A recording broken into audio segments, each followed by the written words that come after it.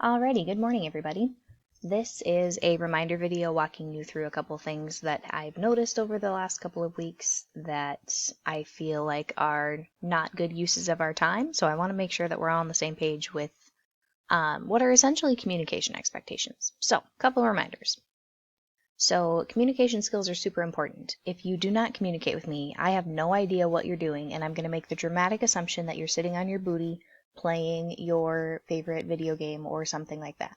If you don't communicate with me that you're having problems, I'm just going to assume that you're being a bum and not doing what you need to do. So email me, call me, text me. My Google Voice number is right there.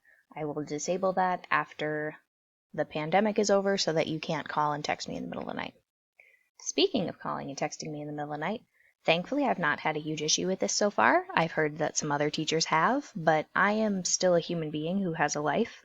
So I operate on normal school hours. I get up, check my email right away in the morning, make sure that nobody needs me, but I am available from 8 a.m. to 3:45. Now, if you email me at 4 o'clock, probably still going to get to that, but when you get closer to like 5 and 6 o'clock, that's time where I'm walking my dogs, hanging out with my husband, etc.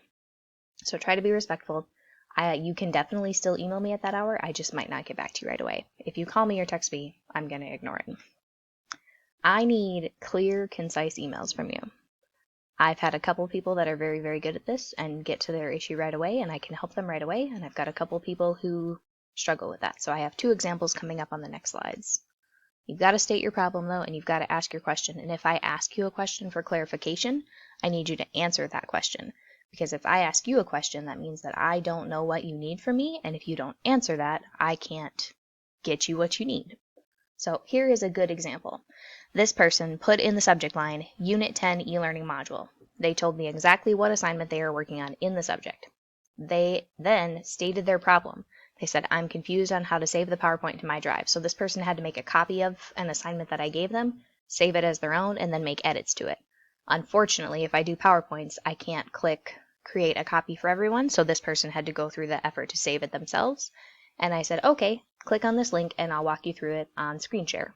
So they did exactly what they were supposed to do. They were very clear in their subject and they were very clear on the problem that they were having. This, however, is a bad example. This person said, what are we supposed to do? And I said, what are you talking about? I have no idea what assignment you're talking about. Like, are you talking about on Google Classroom? What's going on? And they said the same thing. What do I need to do? And I said, for what assignment? I need you to tell me what thing you're trying to work on. So click on the assignment page, copy and paste the name of the assignment, go to Google Classroom, copy and paste the title, send me a screenshot. It doesn't matter. But you've got to tell me what you're working on so that I can help you. This was like a 15-20 minute back and forth email situation because I didn't know what this person was trying to work on.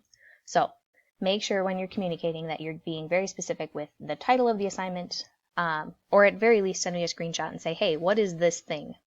So this was a non-example of what I do not want. A couple of reminders for Google Classroom. Most of you in my classes have been using this for years and years, but just a couple of reminders that I've noticed as we've been working.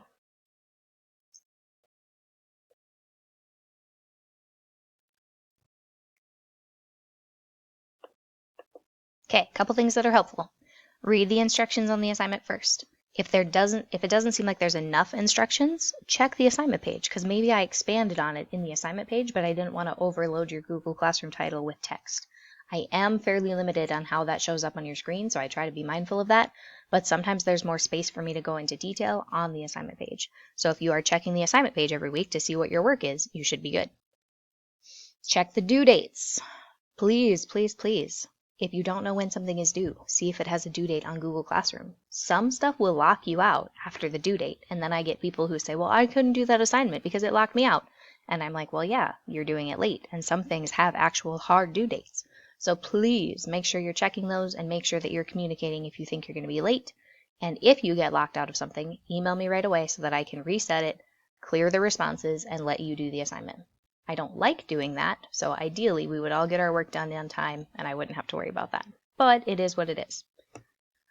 Private comments on Google Classroom are an okay method of asking for help because they bounce to my email. So since they bounce to my email, I can email you back. I don't know if it shows up back on Google Classroom when I do that or if it goes to your email.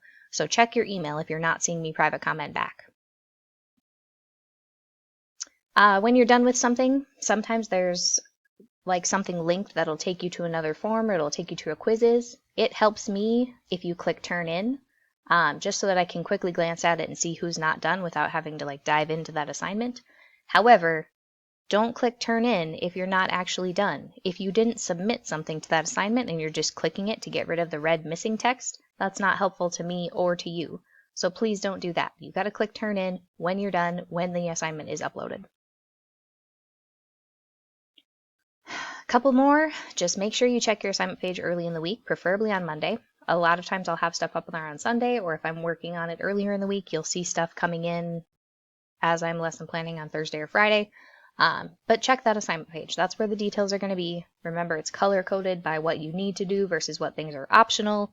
I put some supplemental stuff up there like, oh, this is an interesting article if you were interested in this topic, but it's not an assignment.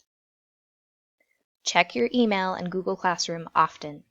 If I am having a lot of people struggle with the same problem, I've been doing quick little screen recordings, walking them through the instructions so that it's more clear. So you'll see those if you are likely to have the same problem. Or I might email out and say, hey, I recorded part of our Zoom meeting today because a lot of people had the same question. So please check this out if you didn't come to the Zoom meeting today. So check your email, check Google Classroom often.